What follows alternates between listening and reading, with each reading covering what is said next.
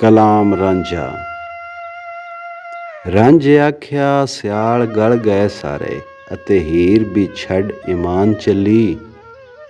Sir ਹੇਠਾਂ ਫਿਰ ਕਰ ਗਿਆ ਮਾਰ ਚੂਚਕ, ਜਦੋਂ ਸੱਥ ਵਿੱਚ ਆਣ ਕੇ ਗੱਲ ਹੱਲੀ। ਧੀਆਂ ਵੇਚਦੇ ਕੌਲ ਜ਼ੁਬਾਨ ਹਾਰਨ, ਮਿਹਰਾਬ ਮੱਥੇ ਉੱਤੇ ਧੌਣ ਡੱਲੀ। ਯਾਰੋ ਸਿਆਲਾਂ ਦੀਆਂ ਦਾੜੀਆਂ ਵੇਖਦੇ ਹੋ, ਜੀ ਮੁੰਡ ਮੰਗਵਾੜ ਦੀ ਮਸਰ ਪੱਲੀ।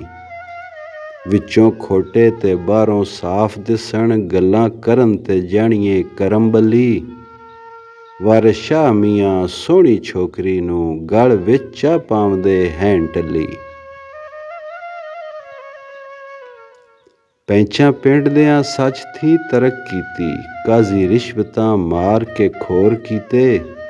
ਪਹਿਲੇ ਹੋਰਨਾਂ ਨਾਲ ਇਕਰਾਰ ਕਰਕੇ, ਤਮਾ ਵੇਖ ਦਾਮਾਦ ਚਾਹੋਰ ਕੀਤੇ। ਗੱਲ ਕਰੇ ਈਮਾਨ ਦੀ ਕੱਢ ਛੱਡਣ, ਪੈਂਚ ਪਿੰਡ ਦੇ ਠੱਗ ਤੇ ਚੋਰ ਕੀਤੇ। ਅਸ਼ਰਾਫ ਦੀ ਬਾਤ ਮਨਜ਼ੂਰ ਨਹੀਂ, ਅਤੇ ਚੌਧਰੀ ਚੋਰ ਲੰਡੋਰ ਕੀਤੇ। ਆਲਮ ਅਹਿਲ ਉਲਮਾ ਨੇ ਜੱਟ ਸਾਰੇ, ਜਾਹਿਲ ਮਸਲਿਆਂ ਵਿੱਚ ਲਾਹੌਰ ਕੀਤੇ। ਦਿਨੋ ਦਿਨ ਕੁਝ ਹੋਰ ਦਾ ਹੋਰ ਹੋਇਆ, ਗਏ ਵਕਤ ਜ਼ਮਾਨਿਆਂ ਕੋਰ ਕੀਤੇ।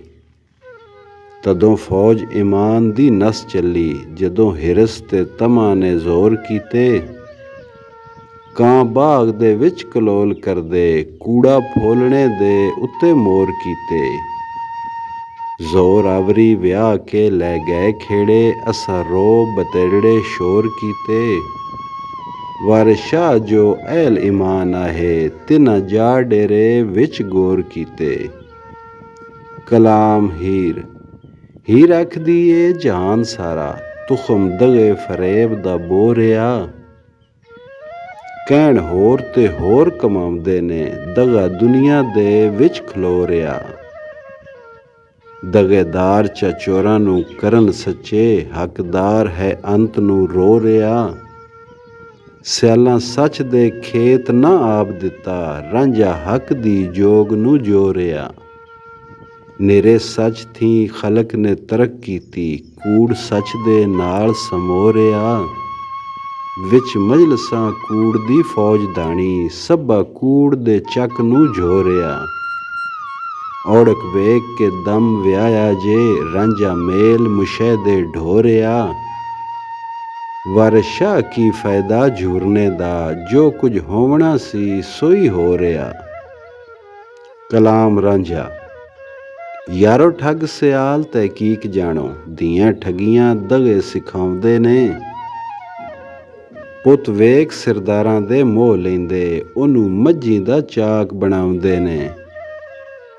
ਕੌਲ ਹਾਰ ਜ਼ਬਾਨ ਦਾ ਸਾਗ ਖੋਹਣ, ਪੈਬੰਦ ਚਾ ਹੋਰ ਥਿਲਾਉਂਦੇ ਨੇ। ਦਾੜੀ ਸ਼ੈਖ ਦੀ ਛੁਰਾ ਕਸਾਈਆਂ ਦਾ, ਬੈਠ ਪਰੇ ਵਿੱਚ ਪੈਂਚ ਸਦਾਉਂਦੇ ਨੇ। ਜੱਟ ਚੋਰ ਤੇ ਯਾਰ ਤੇ ਰਾਹ ਮਾਰੂ, ਨੱਡੇ ਮੋਂਦੇ ਸੰਨਾ ਸਮਝਾਉਂਦੇ ਨੇ। ਵਾਰਿਸ ਸ਼ਾਹ ਏ ਜੱਟ ਨੇ ਸਦਾ ਖੋਟੇ, ਵੱਡੇ ਠੱਗ ਏ ਜੱਟ ਜਨਾਉਂਦੇ ਨੇ। ਮਕੂਲਾ ਸ਼ਾਇਰ।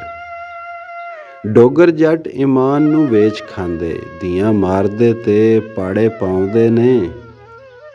ਤਰਕ ਨਸ ਹਦੀਸ ਦੀ ਨਿਤ ਕਰਦੇ, ਚੋਰੀ ਯਾਰੀ ਤੇ ਸੂਦ ਵਧਾਉਂਦੇ ਨੇ। ਜੇ ਆਪ ਹੋਵਣ ਤੇਈਆਂ ਔਰਤਾਂ ਵੀ, ਬੇਟੇ ਬੇਟੀਆਂ ਦਗਾ ਸਿਖਾਉਂਦੇ ਨੇ। ਮੂੰਹੋਂ ਆਖ ਕੁੜਮਾਈਆਂ ਖੋਹ ਲੈਂਦੇ, ਵੇਖੋ ਮੌਤ ਤੇ ਰੱਬ ਬੁਲਾਉਂਦੇ ਨੇ। ਜਿਹੜਾ ਚੋਰ ਤੇ ਰਾਹਜ਼ਨ ਹੋਵੇ ਕੋਈ, ਉਹਦੀ ਬੜੀ ਤਾਰੀਫ ਸੁਣਾਉਂਦੇ ਨੇ।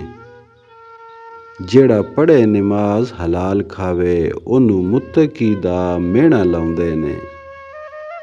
ਵਿੱਚ ਜੱਗ ਦੇ ਅੰਤ ਖੁਆਰ ਹੁੰਦੇ, ਜਿਹੜੇ ਧੀਆਂ ਦਾ ਰਿਜ਼ਕ ਲੈ ਖਾਉਂਦੇ ਨੇ।